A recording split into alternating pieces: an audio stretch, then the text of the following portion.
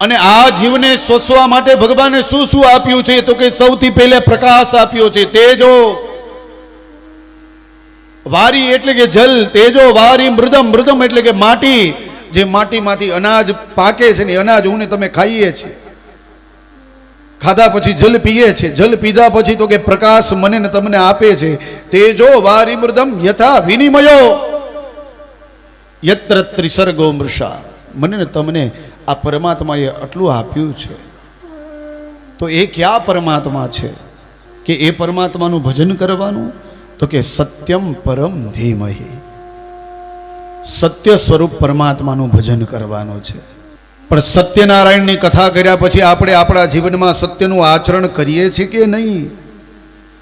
તો કે કથા પૂરી થઈ, શીરો ખવાઈ ગયો અને રાધે રાધે બોલો સત્યનારાયણ ભગવાન કી. સત્યમ ભગવતો રૂપમ સર્વ સત્યે પ્રતિષ્ઠિતમ, દરેક જગ્યાએ સત્યનો વાસ છે.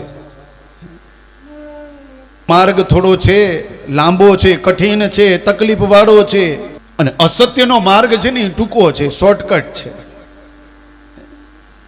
એમાં ઘણી બધી તકલીફો પડે, પણ સત્યનો માર્ગ છે ને એ સર્વશ્રેષ્ઠ બતાવ્યો છે. તો સત્યમ પર, આ ધર્મનું મૂળ શું છે તો કે સત્ય છે. અને ભગવાનનું રૂપ સત્યમ ભગવતો રૂપમ, ભગવાનનું એક રૂપ છે સત્યમ.